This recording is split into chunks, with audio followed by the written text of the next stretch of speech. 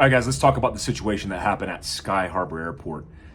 This speaks to a larger, at least consideration for both civilians, people who teach personal defense like myself, and the discussion of case law and new precedents being set by good Samaritans or responsible citizens. Call it what you want. Daniel Pitty comes to mind.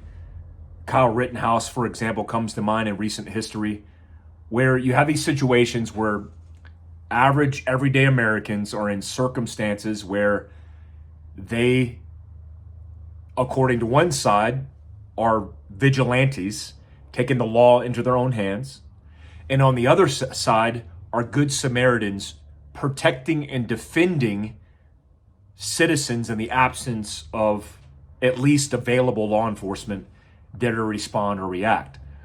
And it's an ongoing debate. I saw the post on Instagram on Phil Krauss Survival's main page about this situation in Phoenix. So let's go through that situation as far as what we know and talk about it. Right now, what we know is that the airport outside of Terminal 4, on the outside of security, so not through the TSA checkpoint, there was an altercation that took place between what's being reported as 5 people who were familiar with each other, family, friends. They were at least familiar with one another. There were 3 people that were shot and a 4th that was stabbed. Now, on that Phil Krauss Survival Instagram post, the question was asked, was the person who was arrested, who responded, was it justified that they're going to be charged? Because according to the news, 2 hours after that incident, a man showed up at Phoenix Sky Harbor. Now, the initial incident took place at like 9:40 p.m. So think close to midnight. You got a guy who shows up and he's got firearms. As reported, and I'm trying to be accurate with information here, as reported, there was at least 1 pistol in an evidence bag when they took this guy away. And on the Instagram post and on the media, this guy, again, a separate incident, is seen with no shirt and no shoes on. Now, okay, let's talk about the first incident. The police are reporting it wasn't an active shooting situation. There's a first responder who responded in a comment on that Phil Krauss Survival post and said he was a first responder to that incident, and he began to triage. I imagine he was an EMT or paramedic. It could be a law enforcement officer. And they didn't know initially where the actual suspect was, the person who did the shooting. There was also reports of multiple shots fired. And again, 3 victims, I believe 3 male victims being shot, injured, nothing critical, and 1 critically injured female who was stabbed. So a whole bunch of shenanigans via this one situation. Even as reported, 3 shot, 1 stabbed, and 1 critically injured. This person was saying, as a first responder, we didn't know where the suspect was initially, and he didn't go into detail, but he said, I'm not sure why it wasn't reported as an active shooting. Because an active shooting is just that. A scenario or situation where you have potential victims, or the reports of people who are reporting on a shooter and they can't find the shooter. When you can't find the shooter, you initiate as law enforcement these active shooting protocols, right? Whatever the protocol is. It varies throughout the country. But it's the same thing that took place in a scenario, for example, in Uvalde, where responding officers were responding to an active shooting, and at some point it became not an active shooting scenario, and they set in place containment. They surrounded the area, they locked it down, and they went through containment protocols, which is very different than an active shooting protocol. And that's just to say that as a civilian, the question that's being asked is, what do you do? And how much should you get involved? And what I tell people in personal defense, it depends on your involvement, your personal involvement, and how close you are to the X or the place where the crisis is happening. And also, there's many variables like your capability, your equipment, the time and place. Using reasoning and logic and all this common sense, but common sense is not so common across the board. So I think the question, as entertained by this Instagram post, was this person that was detained and as advertised by the media and through the law enforcement that was going to be charged, does he deserve to be charged? So let's take Daniel Penny, for example. This case where he was just acquitted involving Jordan Neely, a man that was arrested 42 different times, who had a history of violence, a history of mental health issues, a history of drug use, including proposed drug use that day via the toxicology report that came out that likely helped Daniel Penny in his defense. Daniel Penny restrained Jordan Neely, and Jordan Neely, when he was taken away to a hospital, later passed away. Initial reports from the medical examiner were he didn't die from being asphyxiated or choked by Mr. Penny. And then later, another medical examiner came in and said he did die that way, but she didn't have the results of the toxicology report. So there was controversy there. He said after he was interrogated, during his interrogation, he said he was doing it because he felt obligated as a Marine to protect and defend, just as law enforcement officers swear an oath to protect and defend. So we don't know the totality of the circumstance of the guy who responded hours later, but it's being reported, which I find interesting that it's been reported this way, that he received a false text that there was an active shooting. In fact, somebody actually said that he had a loved one there at the airport and he was responding to them. So what we know is, for a fact, as reported again by the media, who take that with a grain of salt, that he had received a text that there was an active shooting, but there wasn't an active shooter. And that incident happened hours before that. Now, I want you to imagine putting yourself in this person's shoes. And I'm not justifying their actions whatsoever, and I'll get into that. But imagine you got a text message from your spouse that you just dropped off at the airport, maybe a couple of hours prior, because at that time period, you're catching the red eye, or you might even have a delay because it's like near midnight at this time. Because the initial incident happened at 9:40 p.m. This is probably, he said, 2 hours later, so this is near midnight. You get a call or a text from your loved one saying there's an active shooter, and they're scared. This person shows up. We don't know the disposition of how this person showed up, but what we do know is they didn't have a shirt, they didn't have shoes on. Now, supposedly, somebody said that they were disarmed, which makes sense, and their shirt and shoes were removed. But from all, at least observation from the media, it looks like this dude's like a tweaker. He looks crazy because he's resisting arrest and he's like crazy. But I reflect back on Uvalde, which I have a video on Phil Craft Survival's main page of me just talking about that situation and talking about the initial response by law enforcement and how that unraveled. One thing that stands out to me about that situation is, despite the errors of law enforcement, many parents showed up after the fact, after the initial response by law enforcement, after they decided to contain, when BORTAC was getting in place.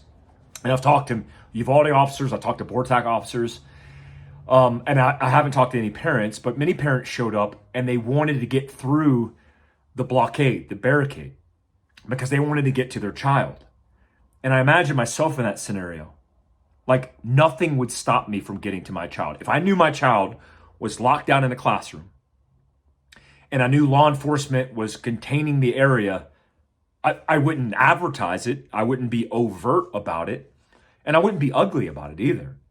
I would just find whatever means or method that I could to get into that situation as fast as possible and rescue my child.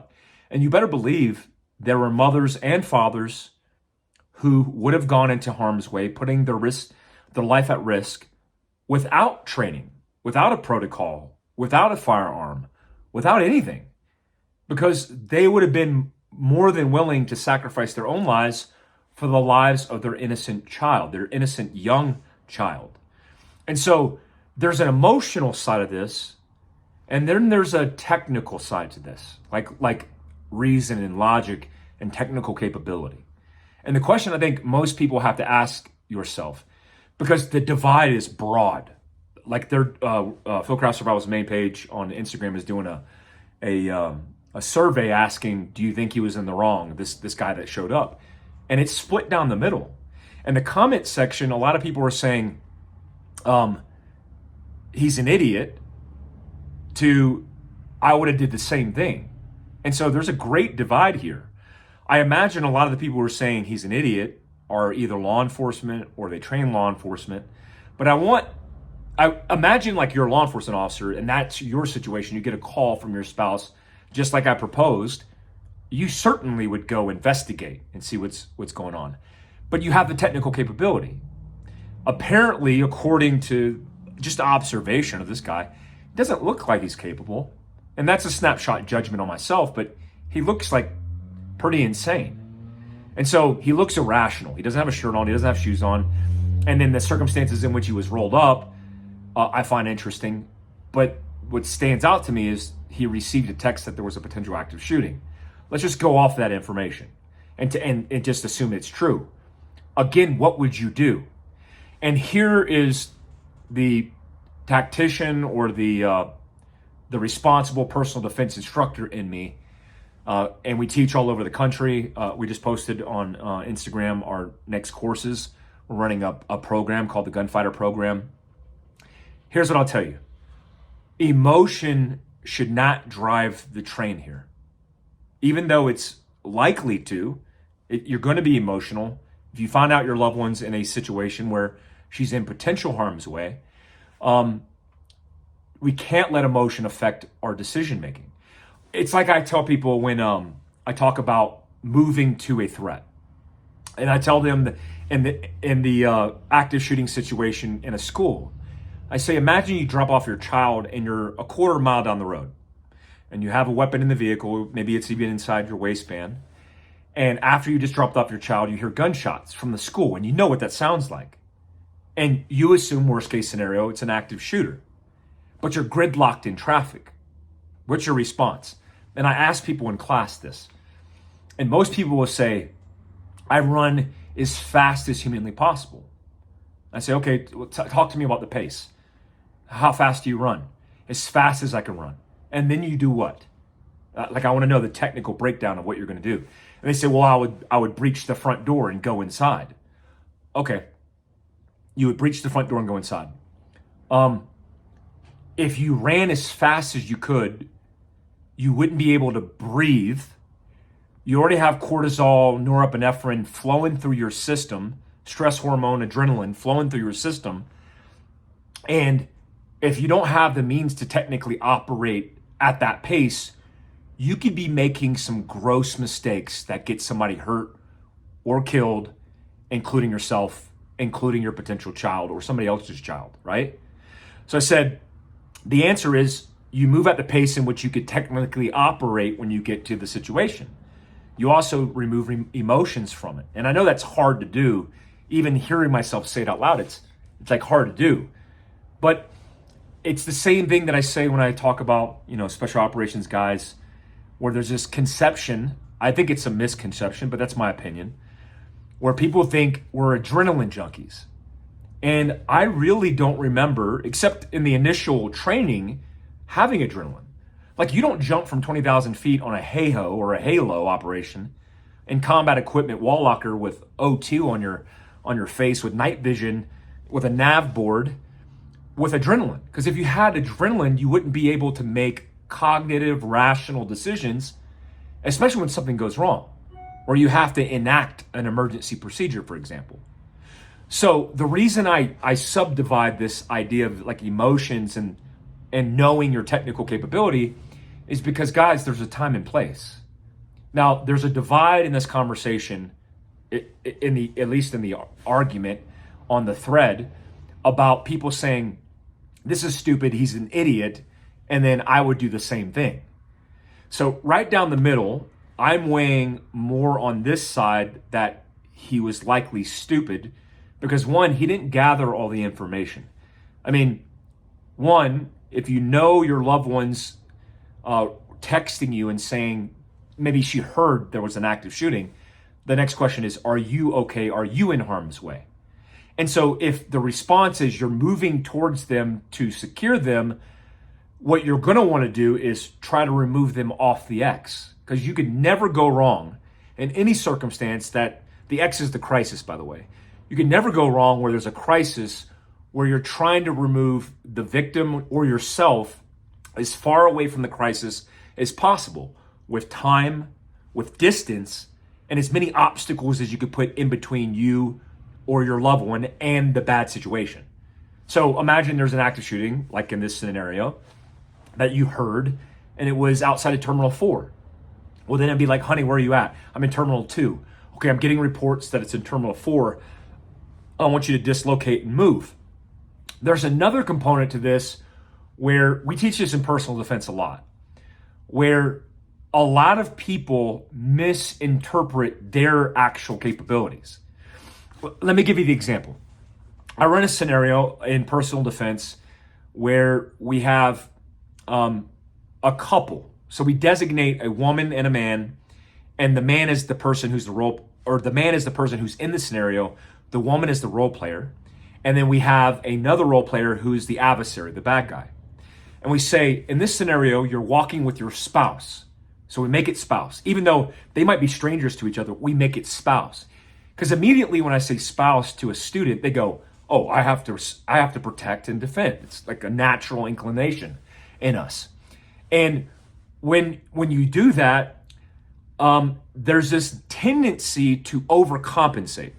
And so what I do is I make the role player interject into their movement, right? I have them become the obstacle. And in the scenario, I say, you're coming out of the gym and you're moving to your parked car. But the role player, I say, at no point do you do anything that is going to require self-defense, especially deadly force. And what I have them do is ask for food, ask for money. And then I tell them deliberately, I want them between the husband and the spouse, or the man and the woman, I want them to get in between the two. Because I want them to, like the baby duck, I want them to get in between the mama and the baby. Because that's different psychology, because you feel vulnerable, or especially the woman feels vulnerable, and then the man typically takes cues from the behavior and then does this. Nearly 80% of the time, 8 times out of 10, the person who's the role player who's trying to get in between them goes, give me some money, give me some money. And then at the end of the scenario, if there's no elicited response, I have them lunge towards the woman to try to grab at her to get money, to get food, but not aggressively, just to lunge at them. And 80% of the time, the man, thinking he's defending the woman, pulls a firearm and shoots the obstacle. And we index, okay? And then I look to all the students who are watching this and observing this, and I say to the students, who here, based on what they saw, would prosecute this role player, or I'm sorry, this person in this scenario, with murder? And most people raise their hand. If they didn't raise their hand and I say manslaughter, then they'll get a hand raise. Almost universally, everybody looks at that scenario and goes, that wasn't justified self-defense. But before I do that, I asked the person who was in the scenario, why'd you do what you did? And he said, well, because he was lunging at my spouse and I was protecting and defending. And they're like flushed, right? They're red, they're flushed. And I could tell by their heart rate that their cortisol, their adrenaline is spiked through the roof. They went from parasympathetic to a sympathetic nervous response, a fight or flight nearly, okay? Where they're not as cognitive. They're a reptilia brain, right? They're a reptile brain. And I asked him, it's like, well, why did you feel that was justified? Well, because they got in between me and my spouse, and I didn't want to take the chance. And in most cases, in that specific scenario, they're shot in the back. And so I go, hey, jury, how does that look? It's like, it didn't look good because you shot them in the back, and they weren't armed. And I said, at any point, did you feel like your life was in danger? And the woman always says, no, not really. I mean, and if they say kinda, well, then articulate that. And they can't articulate it. Well, he was lunging at me. Was lunging at you and not physically touching you warranted self-defense that includes deadly force? No, the answer is no. And so we have this reptile brain, emotional side of us that tends to overreact and overrespond, or in some cases, in a lot of cases, this hypoarousal, not hyper, but hypoarousal causes inaction, to freeze, to not do anything. So the question is, like, where do you fall on this spectrum? If you were actually responding to your spouse, you wouldn't be an idiot and running there with no shirt, no shoes, while there's law enforcement on site as you're bypassing officers with a weapon. You just wouldn't do that. So the answer is, like, you have to weigh all the variables and make a rational decision for yourself. And a lot of the response in self-defense has to do with your proximity to the threat. So if you're not approximate to the threat and you're driving to the airport, again, this is with an intentionality, because you got a text and you show up and you bypass officers, you're not asking questions, and you run in the airport like a dummy, then yeah, you deserve to be arrested and you deserve to be charged, right? But there's a line. Because again, like I just told you with the Uvalde scenario, if I showed up and I have the technical expertise, this isn't emotional for me. I mean, I would certainly be emotional if my child was in there, but now it's time to go to work. But I have the technical capability. I have the skill sets. But I also trust law enforcement. If I went there and I was like, what's going on? And I understood the complexity of the scenario, and they said they're containing it, and my child was still locked down in some school, and I knew Uvalde was incompetent, then sure, I would go in. But how would you know? A lot of those parents just trusted law enforcement. So again, it's this balance, guys. It's this weighing of this balance. You know, a lot of these conversations I think are very good. But what they have caused, like Daniel Penny got charged for manslaughter. He was facing, I believe, 14 years with the two charges, 14 years in prison. If he got charged, the legal precedent that would have been set would have been scary for those responsible citizens who could have done something about it.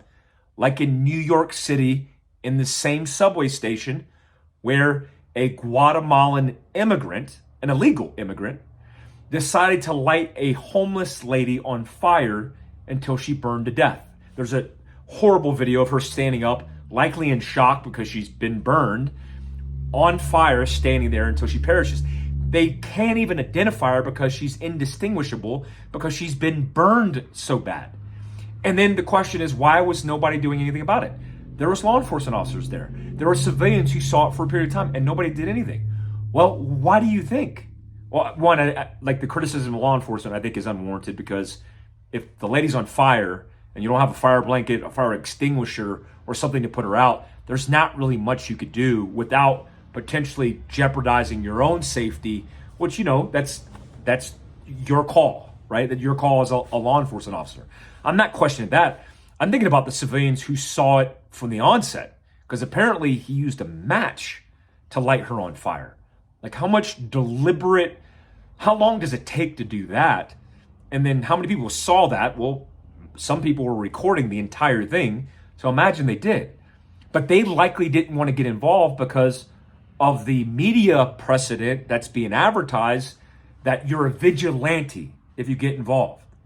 Not a responsible citizen or a good Samaritan. You're a vigilante, just like with Kyle Rittenhouse.